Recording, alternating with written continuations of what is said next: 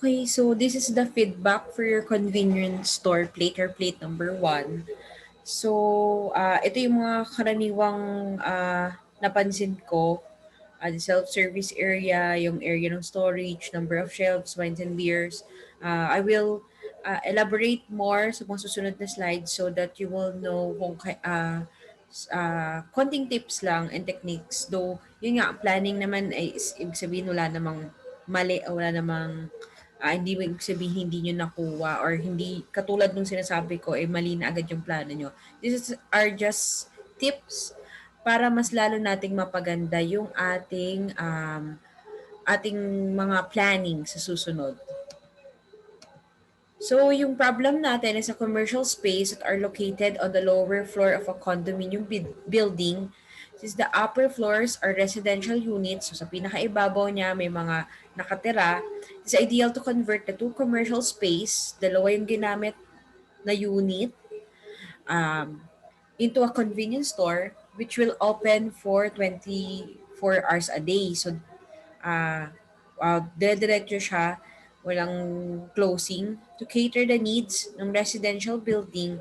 And since located siya sa lower floor at ang access niya is sa exterior ng building, o yan, nandyan na yung term, the access, since it is located on the lower floor and has access on the exterior of the building, it can also be open to non-residents of the building. So yan, ito yung isang catch ng problem which hindi masyadong nakita nung iba. Ang access lang natin for this convenience store is sa labas. Walang sinabi na may access siya sa loob. Yung iba, they made an access para doon sa mga nakatira sa condominium building. But sa problem natin, naka-indicate na ang access niya lang and has access on the exterior floor of the building.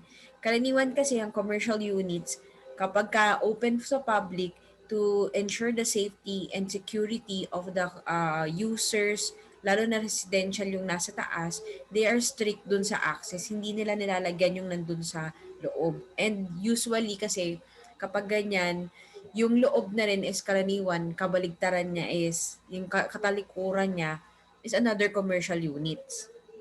So later on, explain ko rin bakit ganyan ang nagiging concept with commercial spaces. So, sorry, dito nabura. So, ito yung mga typical na situation. So, we have residential buildings here and then convenience store. So, for security and for the convenience store din para kumita sa labas yung access niya. Tapos, yung ito yung style or mga itsura ng isang convenience store, karaniwang nakikita natin. So ito yung explain ko lang siya. So it's a 10 meter by 6 meter commercial unit, may external access, main parking lot sa harap, commercial unit 1 and commercial unit 2. So, kapag sinabi natin commercial units, hindi tayo pwedeng, usually, hindi tayo nagbabagbag. Hindi rin in-indicate dito kung nasa corner si commercial unit. Yun yung isang napansin ko dun sa mga gawa ninyo. You have corner, you put up windows here, dito sa gilid, at dito sa likod. Which is hindi okay kapag commercial units. Bakit? Kasi commercial space lang siya, kamukha nito. Ibig sabihin, pag binagbagan nyo tong side na to, paano kung, kunyari, ang contract lang ni convenience store is for about 5 years. What if pag 6th year ayaw na mag-renew ni convenience store, ayaw na siyang i-renew ng building owner? The problem would be, pag binutasan nyo siya, like what some of you did sa plate, mamomroblema ngayon si building owner or si nagre-rent kasi nga sinira niya yung part ng building. So, kasi ibig sabihin niyan, hindi siya permanent na nandun.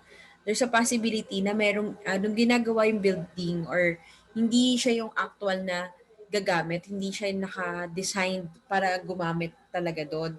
Walang, walang specific na gustong or particular uh, brand or particular uh, business na ilalagay sa isang commercial unit. dapat ang karaniwang itsura niya lang talaga is puro wall sa gilid and then one opening sa harap. Kasi nga, there's a possibility na baka meron pang mag-rent dun sa ibang space. And iba-iba ang mag-rent sa isang space. Pwede kasing ang isang commercial building, magbago-bago, di ba? Makikita nyo minsan pag nalulugi na yung isang store, nasusunod, iba na yung gagamit, iba na naman yung, it can be ang botika, tapos biglang naging computer shop, tapos pwede rin siyang maging, let's say, laundry shop. So, nag-iiba-iba siya. So dapat versatile and flexible yung yung unit na hindi lang siya naka-design for one specific business. So ito yung isang example. Ayan. Ito yung mga karaniwan. This is um, sa may building ng Color Me Crazy malapit sa Jollibee Capitol. Yan. Ito yon. So we made this into a clinic ng mga doktor, dalawang doktor. So yan. So kung makikita natin, there's just a specific area for the toilet. Tapos yan, yung wall. So this one naman is, this, by the way, this is Sir Chino. So nagsukat kami dito. This is sa, anong bagong mall? Capital Square. Sa Capital Square. Supposed to be, this will be a salon before the pandemic. So hindi lang natuloy. Isang kilalang franchise ng salon. So, hindi natuloy. Pero kung makikita nyo, ayan, ganyan lang siya, bare. And then, usually, naka-fit lang, naka-wall lang siya. So, harap lang talaga. Hindi ka pwedeng basta-basta magbutas. So, nabanggit ko, indicated that, on the design problem that it has access on the exterior. And at the same time, nakalimutan ninyo na this is a commercial unit. So sige sabihin natin, ma'am, dahil this is a convenience store, baka pinayagang magbutas ng ang tawag dito, ng wall. And but usually kasi kapag ganitong nasa loob ng isang ang interior wall or common wall are not particularly reinforced concrete or CHB. Kung makikita nyo to dito sa, ang tawag dito ulit sa Capital Square, yung wall niya is drywall lang, drywall partition, flexible, flexible to like, fiber cement board lang siya.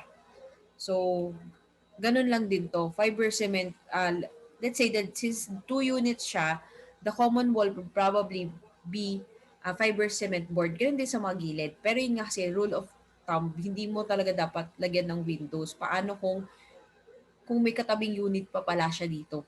Or there be common unit 3 or this would be stair tapos naglagay ka ng glass at saka dito rin, di ba? So, yun. Ang nakalimutan nyo, yung columns. Siyempre, structurally, may idea na tayo na, baka malamang kada corners of a commercial unit, mayroong column. To, lalo na sinabi ko, nasa ilalim siya or ground floor siya ng isang condominium. So, condominium, ibig sabihin, high-rise, maraming floors. So, yung iba nalimutan to nung nagdi-design na. So, dimensions and circulations. Dimensions sa kalimutan natin complete dimensioning. Medyo mahirap tingnan kasi nga lalo na ngayon na ang plates natin are online submission. So, hindi ko siya physically nakikita. And then, chinecheck ko lang din siya sa computer.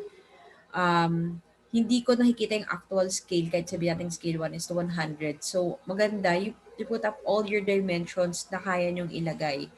So, circulation-wise, ay nakalimutan ng iba na baka hindi na makakadaan doon sa mga spaces. Lalo na doon sa part ng dining area, yung upuan. Sige, doon sa plano nyo, nakapasok pa yung chair, pero paano kung may nakaupo na, which means uusog palabas yung upuan. So, pag nakausog siya palabas, magkakaroon na ngayon ng hindrance doon sa access sa pag-circulate ng tao sa loob. And then yung appliances dimensions, baka nakalimutan natin yung mga appliances natin, kamukha ng chest freezer. So these are the usual dimensions Yung iba parang feeling ko sa sobrang o dahil nga walang dimensions, feeling ko masyado siyang maliit or hindi naka-design or kasi ang hirap nitong lagyan talaga or i-fit sa mga ano, sa mga maliliit na commercial spaces kasi nakailang beses na rin akong mag space plan na gumagamit ng isang chest freezer. This one syempre sa commercial sa convenience store we have this for the ice cream and the ice. Diyan natin siya nilalagay, 'di ba? Yung mga ah, mag ah, cornetto, yan yung mga nandyan. Yung mga 3-in-1 ice cream, dyan siya nakalagay. So, better know this common dimension for this. Yung number of shelves, um, yun yung isa ko napansin, iilan lang, yung iba, ang ganda ng planning, ganda ng flow, but ang nakalimutan nila is, okay, they considered the users, the clients, the customers, they considered the, ang tawag dito, the, the, the staff of the convenience store, pero nakalimutan nila yung owner ng convenience store. Since this is a business, anong kailangan? Dapat number of shelves, mas madami siya. Kasi the owner, ang hanap niyan is profit. And then, syempre, ang isang convenience store, para kumita, kailangan mo ng more shelves in order na marami kang mabenta. Yun yung nakalimutan ng iba. Minsan, isa, dalawa, tatlo lang yung nakalagay doon sa na mga gondola shelves. Tapos sa gilid, wala din. So, parang ang konti-konti niya. Parang kulang, nangukulangan ako. So, lagi nating tandaan na we maximize space for retail sa isang convenience store kasi nga yun yung binebenta na yun yung purpose niya nung owner ng business is makabenta siya. Hindi aside from having a smooth flow, eh ikaw ba papasok ka ba sa isang 'di ba nga pag pumapasok ka sa isang convenience store na hindi kumpleto or kulang or hindi marami yung choices mo, parang nakakatamad bumili. Kaya makikita niyo yung iba, tagang sinisiksik nila at pinupuno ng iba't ibang klaseng chichirya. Imagine a shelf, tapos puro piatos lang yung nakalagay. Di ba malulungkot ka? What if you want other chips? You want chippy or you want ano ba bang mga chichirya nyo? So yun, di ba? Kailangan ng variation. That means you need more shelves. We need to maximize the space for retail para din mabuhay yung convenience store. Tumagal siya ng ilang years. Is toilet necessary? Isang malaking question. Actually, for a convenience store, karaniwan kasi hindi. Saan ba nakalocate usually ang convenience store? Una nga sinabi natin, it's located below a condominium, a residential spaces. So, ibig sabihin, itong mga tao na to, hindi na kailangan makiihi dyan. Nandun na sila sa, meron silang bahay na pwede nilang tuluyan. Yun yung pinaka-major customers natin, di ba? And then for outside customers, probably kung ang setup niya is it has condominiums, meron yan malamang malapit pa na other buildings or the building itself has a public toilet na pwedeng gamitin. Yung mapapansin nyo, may napunta na ba kayong 7-Eleven na may CR na open for public, 'di ba? Kahit sa gas station, wala. Kasi nga merong sariling toilet yung gas station. So, you will not need to provide that. Or yung malapit sa school, parang wala naman yatang for public doon. Kasi din, kapag hinayaan mong mag-CR sila doon sa convenience store, mahirapan ka in terms of security. So, it's not necessary to add a public toilet. Even yung iba nga wala talagang toilet for yung iba siguro kung medyo malayo yung lugar, you can have one for your stop. Pero pag meron sa mismong building na public toilet, hindi na sila nagpo-provide talaga. So yung location ng cold beverages, we should avoid it near glasses kasi nga yung concept na dito kasi sa Pilipinas sobrang init and the bigger your windows, the more glass that you use, the penetration of heat is matindi. So, kapag ka ganun, na, syempre convenience store, we have full glass sa harap kasi doon lang ang pinaka-window para malaman ng mga tao kung gaano karami o kung ano yung paninda mo. So kapag nilapit mo doon, malapit doon yung cold beverages mo, your freezers, your refrigerator, papasok yung inat mula sa glass matindi. Mahihirapan ngayon yung magpalamig yung mga freezers natin and coolers. And then yung iba nakita ko and it's very very good that you have provided walk-in freezer or coolers kamukha nito. So uh, para din may actual storage na rin yung ating mga other cold beverages. So, usually, it is 8 feet ang kanyang depth. Ito. Yan, 8 feet. At least 8 feet. So, cashier location. So, sinabi nga, ang cashier location natin, maganda, nasa malapit sa pinto. Dun sa binigay ko sa inyong techniques. Yung iba nalagay nila sa gitna. But the question kasi is, paano mo siya mamomonitor? Imagine if you're at the center, may namimili dito, may namimili dito, tapos kung ako yung kung merong shoplift, pwede kang guluhin nito magtanong siya na nandito sa side na to. Tapos yung side na to, kumukuha na pala ng food, hindi mo na nakikita. Lalo na kung mag-isa ka lang or mag-isa lang yung cashier. So usually advisable nasa corner siya or malapit sa nasa pader at hindi nakagitna so that yung vision niya isa isang side lang. Kung nandito ako sa side na to, dito lang ako nakatingin. Yan. So, ang iba para mas makita nila o lalo na dun sa hindi talaga maiwasan nasa gitna yung cashier, they use convex mirror. So, yung convex mirror, ayan, makikita strategically located on corners and especially on areas na hindi kita nung hindi parang may blind side ka kasi yung mga gondolas natin and shelves are high. So, hindi mo na makikita yung nandun sa dulo, yung mga natatakpan doon. Para lang din ma-monitor mo, aside from the CCTV, you can use convex mirror. So, di ba ka minsan yan, kamukha niya, nagpapapicture pa kayo dyan eh.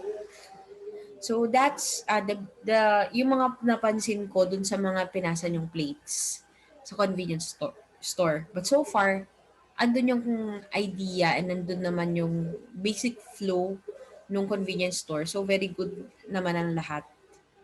Ang napansin ko lang talaga is, yun nga, medyo konting ano lang, hindi lang na-get siguro yung idea na nasa commercial unit which is hindi ka pwedeng magbutas. But so far, so good. So, siguro next week, I will upload for the bank kasi meron pa akong mga plates na hindi na check yung mga parang 10 plates pa or 20 plates pa yata na hindi pa tapos for section 3A and 3C. So, para maganda, nakuha nyo na before ako maglagay ng comments. So, nakikita nyo yung plate na pinasa nyo. So anyways, thank you and good luck to your next plates.